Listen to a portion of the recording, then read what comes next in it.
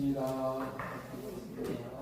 네, 오늘도 이렇게 금능사 법당에 오셔서 이렇게 기도 열심히 하시고 또 짧은 5분이지만 5분 동안 오롯이 나 혼자 나 스스로를 들여다보는 이런 시간이 저는 그 어떤 시간보다도 중요한 시간이고 그 어떤 법문보다도 더 큰 법문을 여러분들이 들었다라고 봅니다. 그래서 음력 벌써 2월 이제 초하루에 지금 우리가 법회를 하는데 벌써 붉은 말의 해가 시작이 됐다라고 한 지 한 달이 지났습니다. 내려가시죠. 그냥 가려면 좀 미안하죠. 큰 박수 한번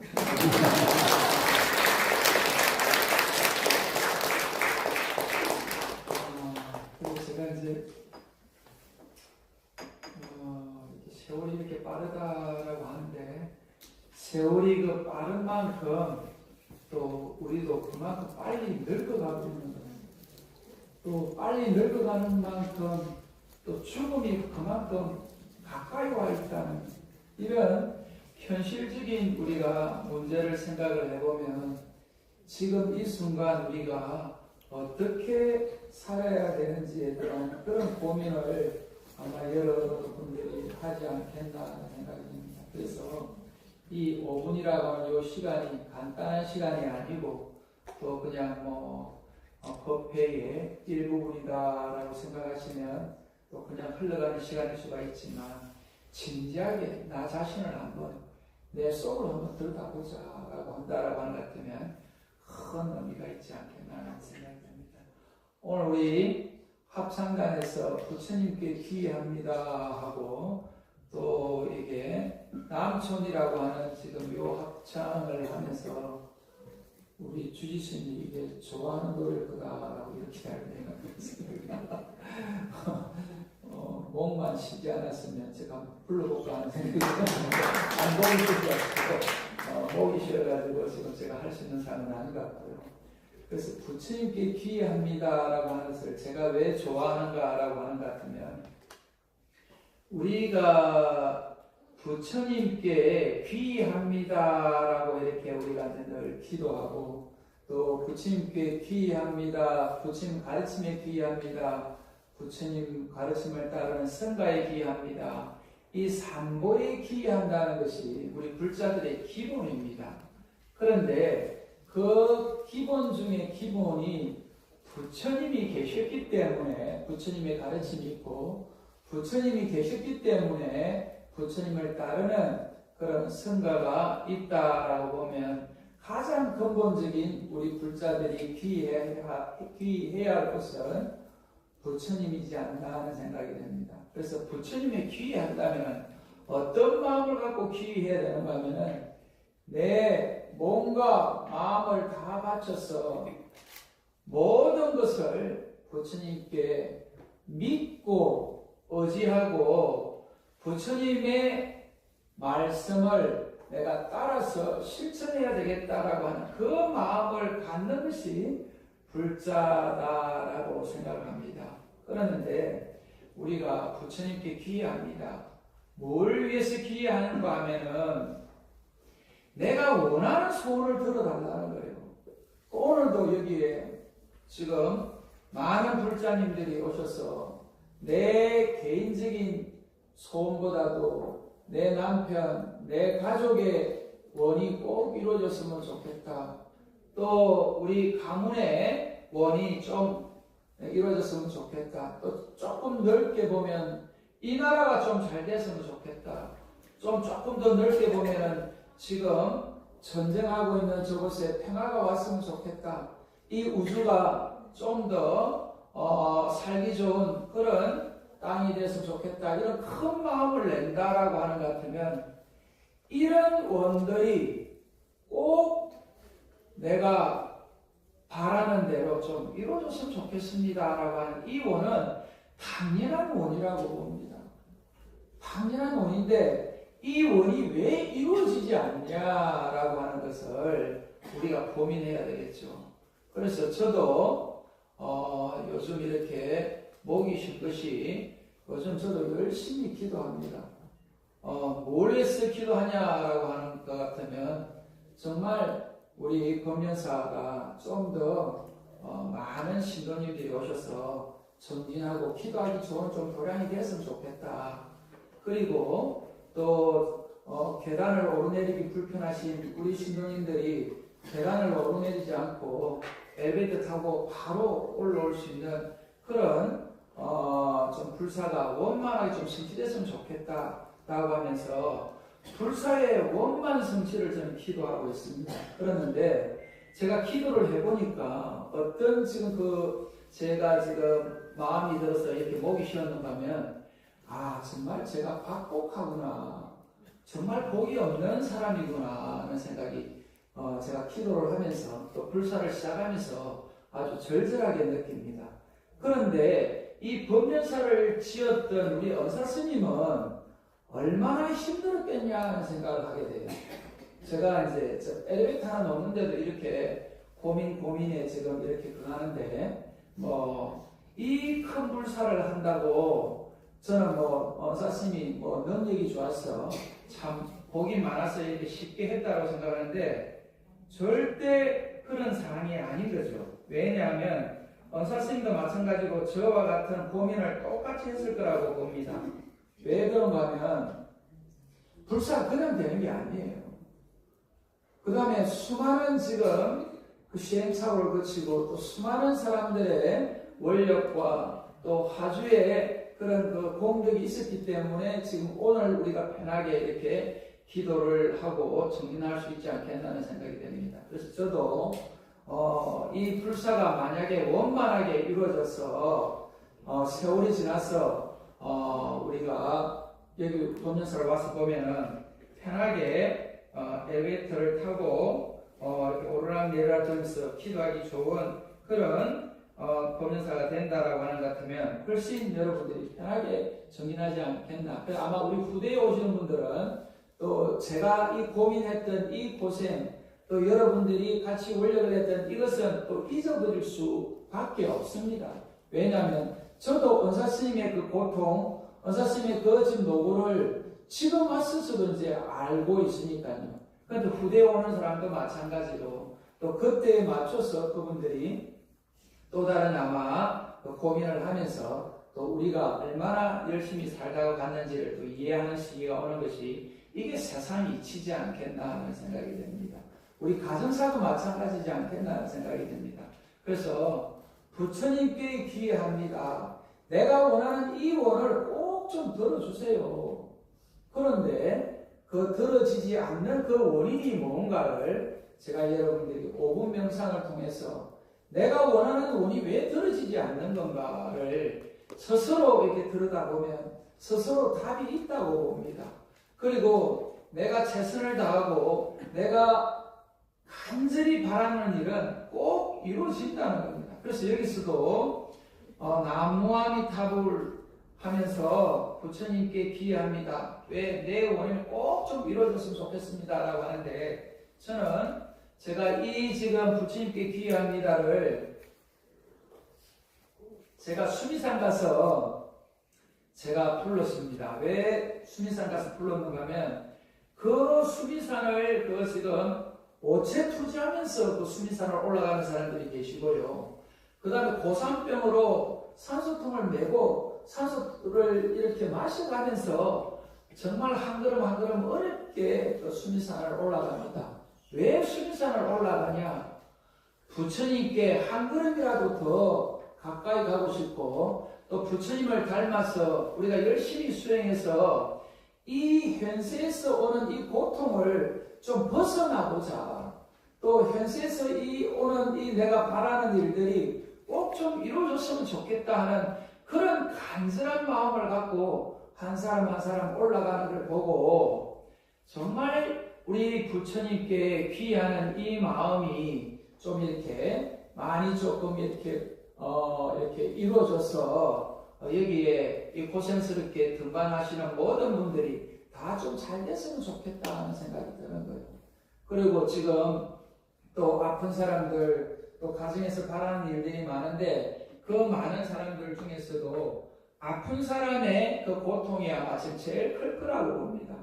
또 오늘도 우리 법인사 법당에 오고 싶지만 지금 병상에 계시고 또 오지 못하는 이런 분들의 그 마음을 우리가 생각을 해보면 그 한 분 한 분들 고통받는 사람들의 그 고통이 좀 사라지고 병고가 사라져서 또 그분들의 업장이 좀 녹아내려서 우리가 좀 편한 마음으로 또 편한 몸으로 우리 법륜사 법당에서 이렇게 만날 수 있는 이런 기적 같은 일들이 일어나면 얼마나 좋겠나 하는 그런 마음으로 우리가 오늘 이 자리에서 기도하는 게 아닌가 하는 생각이 됩니다. 그래서 오늘 제가 이렇게 우리 합창단이 이렇게 남촌이라고 하는 이 노래도 보면은 남쪽에서 남풍이 불어오니까 봄이 온다라고 하는데 사실은 남쪽에서 불어오는 그 봄바람이 아니라 그 봄바람은 바로 우리 마음에서 봄바람을 느끼기 때문에 그 지금 봄을 맞이하는 거거든요. 그런데 남쪽에서 아무리 봄바람이 불어와도 내 마음에 추운 겨울이 있고 내 마음에 얼음이 있다라고 하는 것 같으면 그 봄바람이 아닐 거라고 봅니다. 그래서 우리가 이게 지금 수많은 우리 불자님이 계십니다만은 지금 이 자리가 따뜻한 봄바람이고 이 자리가 극락정토인 보살님들이 있는가 하는 것 같으면은 어떤 분들은 이 자리가 지옥고를 겪는 그런 자리일 수도 있다는 것이 현실입니다. 그렇게 보면 마음을 어떻게 써야 되는지를 우리가 고민해야 되지 않겠나 하는 생각이 됩니다. 그래서 제가 이렇게 목이 쉬어라 지금 기도하고 있는 것처럼 여러분들도 바라는 일이 있어야 됩니다. 내가 바라는 일이 없습니다 라고 하는 사람이 가끔 있습니다. 나는 스님 절에 와도 전혀 바라는 것이 없습니다.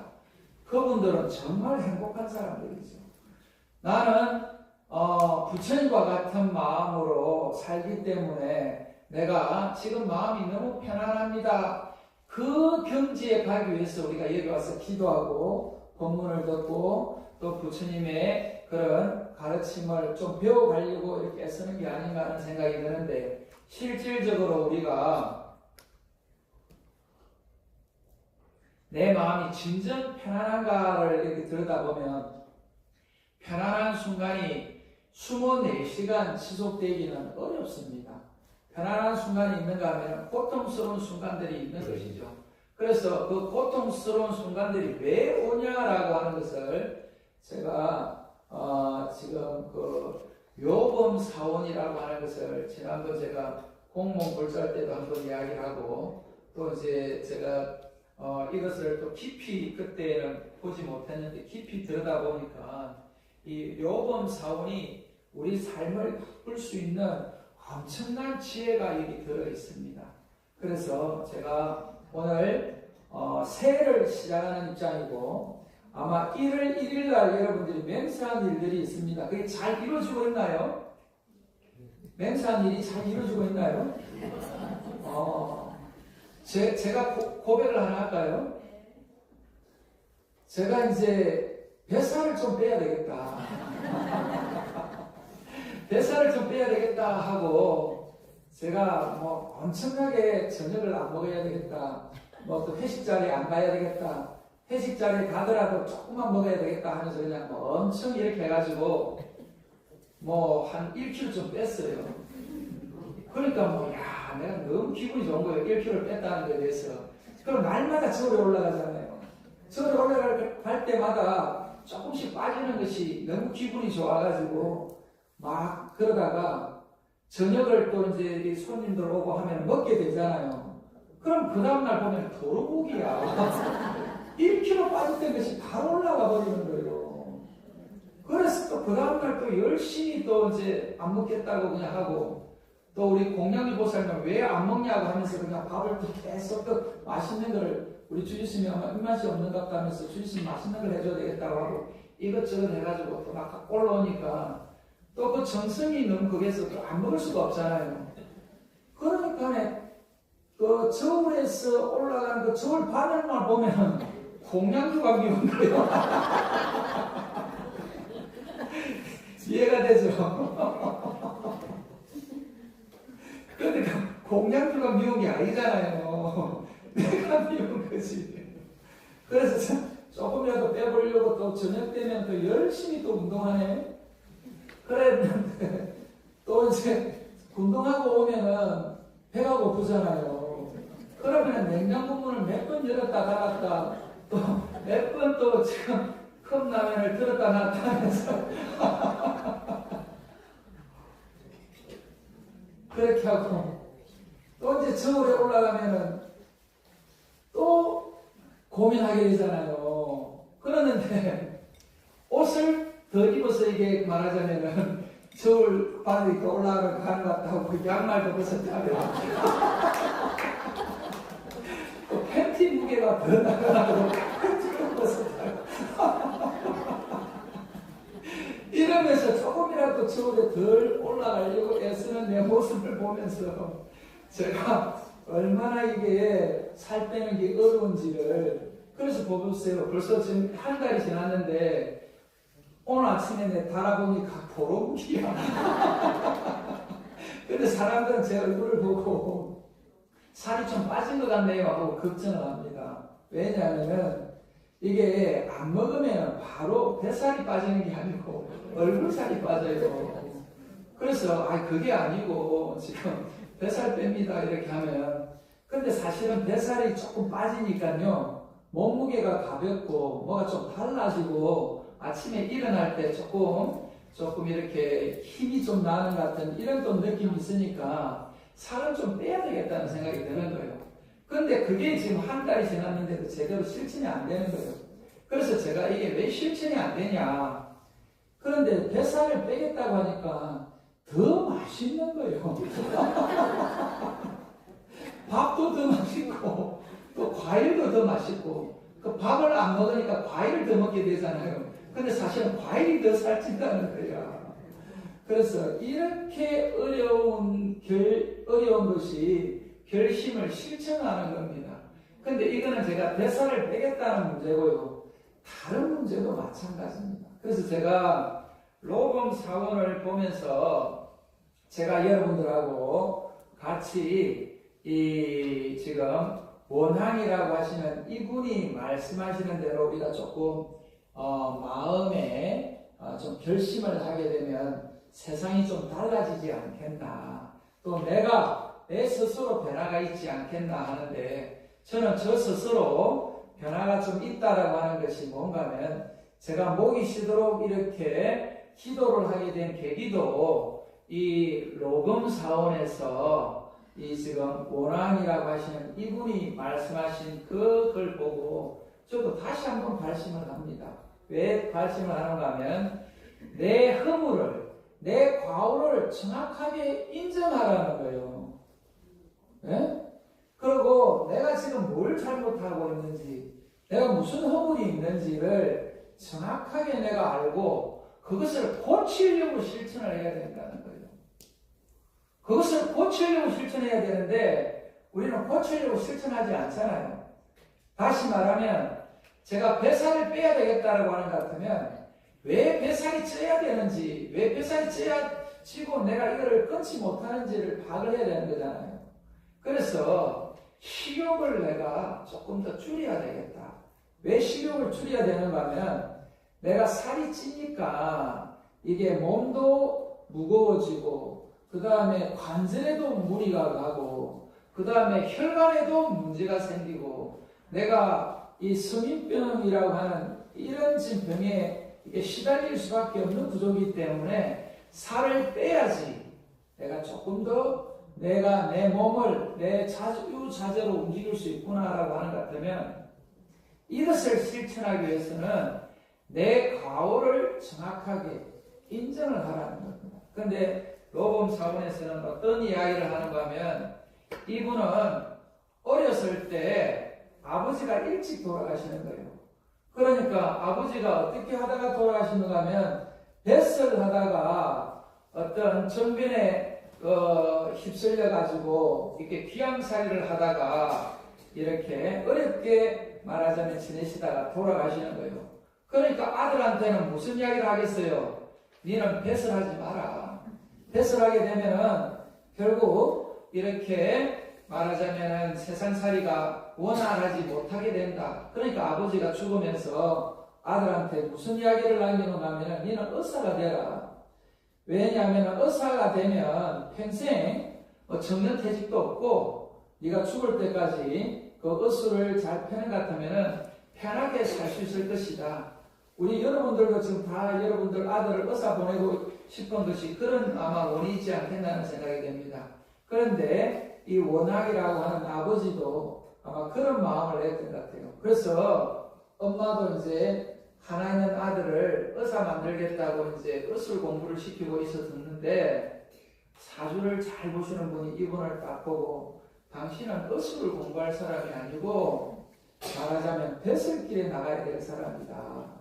그리고 당신은 관직에 오를 사람인데 왜 지금 관직에 오르는 공부를 하지 않고 의술 공부를 하냐라고 이야기를 하니까 이 사람이 우리 엄마한테 가가지고 우리 어머님을 찾아가서 좀 그렇게 이야기를 해주라고 하니까 자기 어머님을 이분이 찾아가가지고 이야기를 하니까 어머님이 의심의 눈초리로 이분을 테스트를 합니다. 그러면 과거에 내가 어째서 지금 이렇게 남편을 일찍 여의고 또 아들 하나만 데리고 이렇게 살게 됐냐는 것을 딱 물어보니까 정확하게 이 사람 과거는 이야기하지 않는데 당신이 언제 결혼했고 언제 아들 하나를 낳았고 언제 남편을 잃어야 되는 그런 운명을 당신은 타고 나서 이렇게 살 수밖에 없다라고 이야기하고 그 다음에 이 아들은 앞으로 살아갈 날이 어떻게 되냐라고 하니까 이 사람은 지금 말하자면은 고시 공부를 하게 되면은 첫 번째는 지금 이게 아마 이제 이렇게 되는 것 같아요. 지금 현대적인 해석을 보면은 한 국어 공무원 할 때는 한 14등으로 합격할 거고 뭐 한 8급 정도 될 때는 71등으로 될 거고 그 다음 시험 치면 9등으로 된다라고 이렇게 이야기하는 거예요. 그러니까 이것이 정확하게 맞아 들어가더라는 거예요. 그 다음에 이제 몇 살 되면은 결혼할 거고 그 다음에 뭐 관직이 어떻게 돼서 마지막에는 그래도 어느 정도까지는 뭐 한 4급, 8급 정도까지는 7급 정도까지는 아마 된다라고 지금을 보면 그랬던 것 같아요. 그렇고 당신이 아들이 말하자면 53살 되면은 죽을 것이다라고 이야기를 해요. 그리고 자식은 없을 거라는 거예요. 그래서 자식 없이 53살에 이 사람이 죽는다라고 이렇게 이야기를 하는데 이 지금 그 원학이라고 하는 사람이 시험을 쳤는데 정확하게 14등, 71등, 9등을 맞추는 거예요. 그 다음에 정확하게 언제 되면은 성진 시험에 합격할 거라고 하니까 그 성진 시험도 정확하게 되더라는 거예요. 그리고 결혼은 언제 딱 하고 그 다음 보니까 자식이 없는 거예요. 그러니까 이 사람은 더 바랄 게 없이 편안한 마음으로 이렇게 편하게 지냈다는 거죠. 그랬는데 이 지금 스님을 만나서 오늘처럼 여러분들처럼 5분을 이 사람은 우리는 했지만 이 사람은 이 운곡 스님이라고 하는 스님을 만나가지고 3일을 용맹전진을 했답니다. 3일 밤낮으로 운곡 스님과 같이 말 그대로 자선을 했다는 것이죠. 그랬는데 운곡 스님이 이 지금 원앙이라고 하는 사람을 보니까 3일 동안 전혀 요동이 없이 계속 이렇게 말하자면은 앉아서 정진을 하더라는 거예요. 그래서 내가 많은 사람을 봤지만 당신처럼 이렇게 전혀 요동이 없이 움직임 없이 이렇게 정진하는 사람은 처음 봤다. 당신 정말 대단하게 말하자면 정진을 잘하는 그런 불자인데 어떻게 해서 이렇게 정진을 잘하게 됐냐라고 하니까 이 원앙이 하는 이야기가 저는 욕심이 하나도 없습니다. 내 마음의 갈등이 전혀 없습니다. 그래서 여러분들이 5분 해봤지만 마음의 갈등이 없이 편안하게 앉아있는 사람이 있는가 하면은 5분 동안도 이게 지겹고 5분 동안도 몸이 힘드신 분들이 있습니다. 그런데 원함은 3일 동안을 전혀 미동이 없이 있었던 것은 자기가 고민이 없다는 거예요. 왜 고민이 없냐?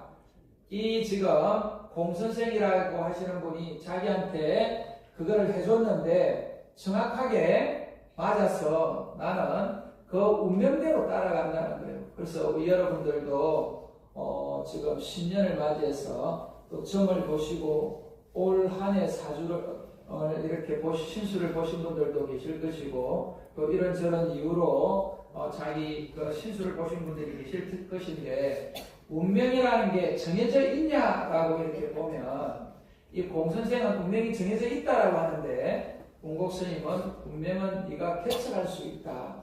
네가 바꿀 수 있다.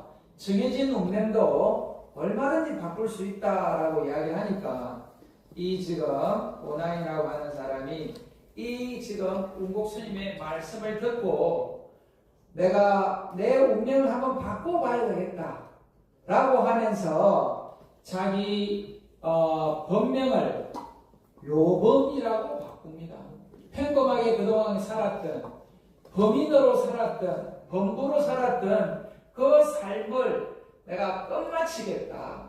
그리고 오늘로서 범인의 삶을 뛰어넘어 가겠다라고 하면서 요범이라고 하는 그 법명을 받고 자기가 이름을 바꾸고 발심을 했다는 거예요. 그래서 운곡스님이 뭘 가리키는가 하면 이 사람이 배설길을 높은 배설길을 못 간다라고 지금 공선생이 이야기를 하고 자식이 없다라고 이야기를 하는 거예요. 그래서 이제 운곡스님이 이 지금 요범한테 뭘 어떤 질문을 하는가 하면은 네가 그동안에 봐봤던 배설이 높은 사람들은 어떤 사람들이 배설이 높은 것이냐?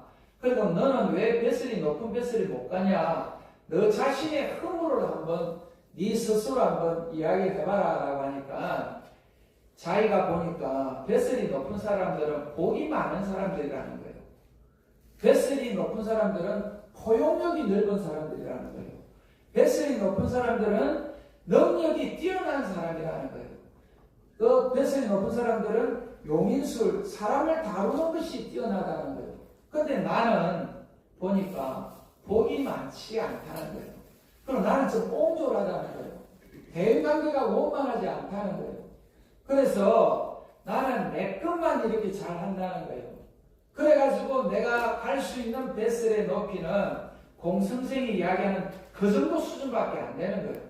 그래서 이 지금 운곡 스님이 네가 배설이 더 높아지려고 생각하는 것 같으면은 마음을 바꿔야 된다. 마음을 포용력을 좀 더 넓히고 대인관계를 넓히고 네가 갖고 있는 능력을 더 개발하려고 공부하고 노력하고 그 다음에 바꿔가라고 하는데 복을 더 쌓으려고 날마다 선을 행하라는 거예요. 그리고 악한 마음을 내지 않고 옹졸한 마음을 내지 않고 베풀면서 어려운 사람이 주변에 없는가를 생각하면서 베풀면서 살아라고 이 운곡 스님이 이야기를 하는 거예요. 그러니까 운곡 스님의 그 뜻을 자기가 받아서 열심히 그렇게 한번 바꿔보겠다고 이야기를 하고 이 지금 원앙이라고 하는 사람이 자식이 없이 그동안 살았는데 왜 자식이 없냐라고 하는 것을 네가 한번 생각을 해보라고 하니까 이 요범이 자기 스스로를 어떻게 평가하는가 하면 자기는 결벽증이 있다는 거예요. 더러운 것을 못 본다는 거예요. 그런데 자식이 있는 사람들을 보면 똥오줌 받아내고 그 뒷바라지 하는 걸 보면 자기는 더러워서 못 본다는 거예요. 그런데 자식을 키우려면은 그 실제로 엄마들이 자기 자식의 똥은 더럽지가 않다라고 이야기를 하잖아요.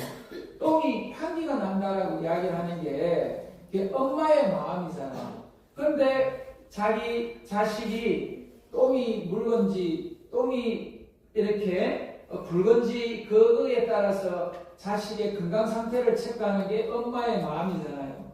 그러니까 그 더러움을 보고 그 자식의 건강 상태를 체크할 수 있는 그 마음이 이게 엄마의 마음인데 이 로금이라고 하는 사람은 그 마음이 없다는 거예요.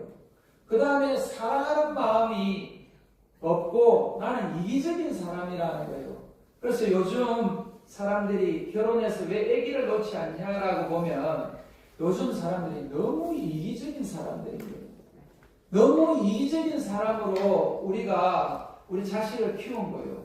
왜 이기적인 인간으로 키웠는가라고 보면 우리가 물질적으로 어떻게 하면 더 잘 살 수 있냐 이거에만 추구하다가 보니까 내 이익만 추구를 했지 다른 사람을 배려하는 마음, 다른 사람을 사랑하는 마음을 우리가 키워주지 않았던 거예요.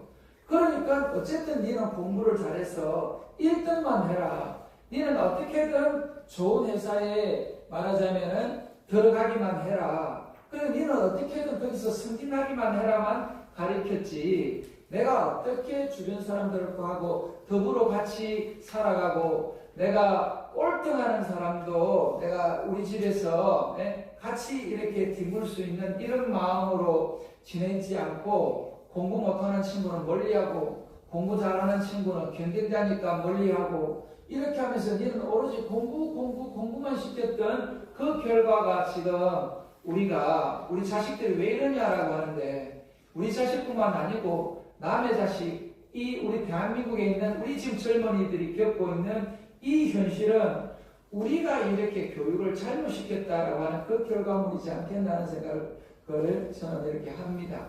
그래서 이 로금도 이 이야기를 할 때가 언젠가 하면요. 이 로금이 16세기 때 사람입니다. 이분이 임진왜란 때 우리나라에 파병됐던 사람이에요. 그러니까 어떻게 보면 지금으로부터 400~500년 전 이야기인데 400~500년 전 사람 이야기인데 지금 우리한테 이렇게 들여다봐도 이게 거의 맞는 이야기잖아요. 그래서 자기가 왜 지금 이렇게 자식이 없었냐라고 이제 하면서 그 이야기를 하는 거예요. 그리고 지가 말이 많다는 거예요. 이게 지금 로금이 내가 말이 많고 원기가 부족하다는 거예요. 그 다음에 밤늦게까지 그 사람들하고 올려서 술 마시고 밤늦게 들어가는 일이 많고 또 조정 일을 하기 위해서 밤늦게 고민하고 밤늦게 지가 이렇게 원기를 다 이렇게 탕진해서 자기가 힘이 없다는 거예요. 그래서 원기를 보존하는 정신 함량하는데 자기가 너무 소홀히 했다는 거예요. 그러니까 자식이 없을 수밖에 없는 조건을 네가 갖추고 있다라고 이 지금 운복 스님이 이 지금 이야기를 하는 거예요. 가만히 들여다보니까 이 지금 로금이 이 말을 듣고 자기가 이걸 바꾸려고 노력하는 거예요. 그래서 흠을 인정해라. 네가 과오를 인정해라고 지금 이야기를 하는 거예요. 그래서 운복 스님이 지금 로금이한테 네가 앞으로 자식을 갖기를 원한다라고 하는 것 같으면 네가 지금까지 잘못한 것을 바꾸어라. 고치려고 실천을 해라라고 하면서 이게 바꾸고 실천을 했더니 이 지금 로금이 공선생이 니는 말 그대로 8급밖에 안 되겠다라고 했던 그 지금 그 관직에서 7급이 되어버린 거예요. 그러니까 어떻게 되겠어요? 이 로금이 더 신심을 내가지고 선한 행동을 많이 하고 그 다음에 죽어가는 생명을 방생하고 우리도 우리 정초에 방생을 가가지고 도다리를 이따만한 걸 갖다가 바다에 풀어줬어요. 그런데 기분이 얼마나 좋은지 모르겠더라고. 왜냐하면 그게 지금 수족관에서 그 궁평항에 그 지금 말하자면 핵감으로 지금 이렇게 올라가야 되는 그런 그거였는데 그게 지금 바다에 이렇게 풀어주면서 이게 바다로 지금 갔으니까 우리가 엄청나게 뭘 한 것 같은 느낌이 들잖아요. 그런데 이제 그때 점심을 어디서 하냐? 야, 궁평항은 횟집에서 하는 게 좋지 않겠냐는 이야기가 있어가지고 야, 그 바다에 그 도다리에서 풀어주고 그 횟집에 가가지고 도다리를 우리가 먹으면 어떻게 되겠냐? 그래서 우리가 먹고 싶더라도 참자. 조금이라도 우리가 좋은 마음 내가지고 그렇게 했으니까, 그래서 그때 거기서 안 먹고 절에 가가지고 우리가 그 점심을 먹었는데, 거기서는 정성스럽게 해줬다라고 생각하는데 우리 법연사밥이 훨씬 맛있는 거예요. 그래서 내가 거기 있는 공양주 보고 우리 법연사 밥보다도 더 맛없게 해줘서 너무 고맙다고 했어요. 왜냐, 그래야 우리 공양주가 더 빛이 나는 거 아니에요. 법연사 밥이 훨씬 맛있는 거예요. 그런데 우리는 어때요? 우리 집에 집밥은 맛이 없다고 이야기해. 그런 남편들, 또 그런 아들들 밥을 풍기야 됩니다. 밥을 좀 풍기고요. 저쪽에 뭐 인도나 저런 데 가가지고 좀 고생하면서 좀 이렇게 지금 그 밥에 대한 그 배고픔을 겪어야지 집에 와가지고 우리 엄마 밥이 이렇게 맛있구나, 우리 엄마가 이렇게 고생하는구나를 알게 해주는 것도 방법이지 않겠나 생각이 됩니다. 그래서 그렇게 방생을 많이 했다는 거예요. 이 로금이. 그 죽어가는 생명이 있으면 방생하고 베풀고, 또 지금 어려운 사람이, 배고픈 사람이 있으면 자기가 빵을 사주고 밥을 사주고, 또 헐벗은 사람이 있으면 옷을 사주고 추위를 가릴 수 있는 그 천을 사줬다는 거예요. 그러면서 3,000번의 선행을 하고 나니까 8급됐던 지금 그것이 7급이 되더라는 거예요. 이렇게 점점 성진하고 좋은 일이 생기더라는 것이죠. 그리고 아들이 생겨버린 거예요. 아들이 생긴 거라. 그러면서 아들이 생기니까 이 지금 공선생은 자기 사주에는 아들이 없는 사람인데, 내가 이렇게 운국스님의 말씀을 듣고 선한 행동을 하고 악한 행동을 하지 않고 베풀고 보시하고 살았더니 아들이 온 거예요. 그런데 이 아들은 그냥 온 게 아니고 하늘에서 나한테 점지를 해줬다라고 해서 아들 이름을 청계라고 지어준 거예요. 청계라고. 얼마나 기쁘겠어요. 그래서 이 로금 사원이라고 하는 것을 아들을 위해서, 야 아들아, 내가 사실은 이렇게 해서 니를 낳았다, 이렇게 해서 니를 키웠다, 이렇게 해서 내가 그래도 나라에 이 록봉을 이렇게 이 정도 하면서 네가 이렇게 성장할 수 있도록 내가 뒷바라지를 했다는 것을 그 기록을 남긴 거예요, 이게. 그래서 제가 시간이 많으면 더 이야기를 많이 할 텐데, 뭐 이쯤 해도 어떻게 살아야 될지 아시겠죠?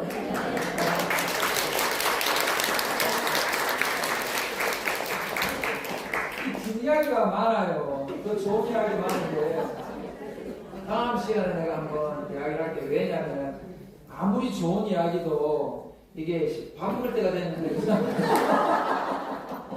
계속 스님이 떠들고 있으면, 그래서 옛날 우리 지금 큰 스님들은 계속 이렇게 하고 싶은 이야기가 많으셔가지고, 왜? 막 이 사람들 보면 안타까운 거야. 한 말씀이라도 더 해주고 싶어가지고. 그런데 저는 그래도 조금 눈치가 있어가지고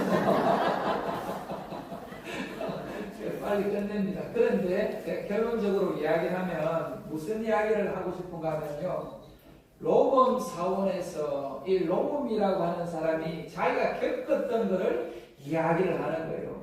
그래서 내 사주팔자는 내가 뱃슬이 한 7급밖에 되지 않고 자식도 없이 53살에 죽는다고 했는데, 이 운곡 스님을 만나가지고 부처님 법을 만나가지고 내가 부처님 법대로 열심히 실천하고 살았더니 어떻게 되냐, 내가 53살밖에 살 수밖에 없던 그 인연도 74살까지 살았는 거예요. 그 20년을 살았다는 거예요. 더 살았다는 거죠.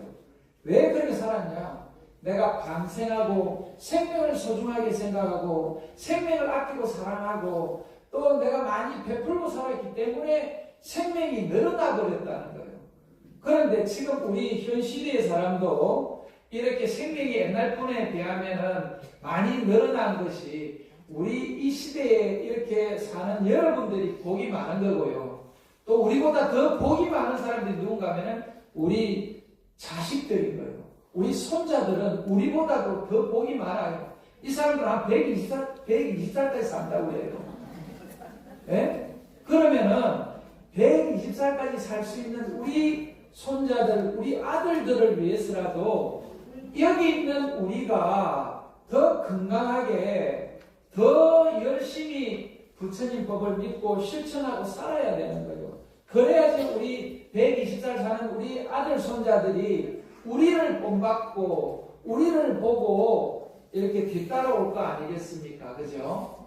그래서 저는 법륜사 주지로서 법륜사를 잘 바꾸어서 여러분들의 손자, 손녀, 정손녀, 그 정정손녀까지도 법륜사에 와서 부처님 법을 잘 익혀가면서 자기들 삶에 친함이 되고 동량이 되어서 훌륭한 그런 가문이 되도록 그렇게 돼야 되지 않겠나 하는 것이 제 바람입니다. 그러니까 악을 행하지 않고 선을 행하고 마음을 잘 닦아가는 것이 이게 부처님 가르침이다라고 하는 것을 제가 짧게 이야기하고요.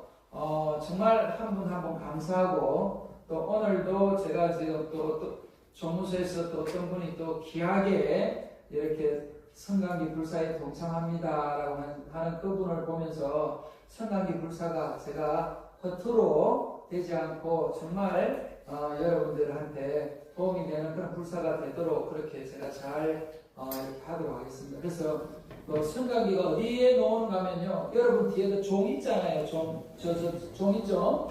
저 뒤에 그 지금 경고 있잖아요. 그쪽으로 지금 이렇게 엘리베이터가 이렇게 딱 놓고요. 그 밑에 지금 그 1층에서 보면은 그 서점 바로 옆에 그 창고 있는 거기로 들어가서 저쪽을 놓도록 그렇게 지금 그 설계를 하는데, 문제는 엘리베이터 값은 얼마 아닌데 공사비가 지금 엄청 들어가고요. 이 안에 좀 더 배가 나고 있어가지고 그것이 좀 시간이 좀 오래 걸릴 겁니다. 그래서 조금 급하게 지금 해서 조금 부실 공사가 되는 것보다도 시간이 걸리더라도 여러분들이 편하게 이렇게 오르락내리락 하면서 여러분들 실행생활에 도움이 될 수 있도록 그렇게 제가 잘 할 수 있도록 그렇게 하겠습니다. 그렇게 해서 저도 열심히 기도하고 또 여러분들 입장에서 보면 조금 하시고자 하는 그런 소원들 잘 이루어지기를 그렇게 기도해 주시기 바랍니다. 감사합니다.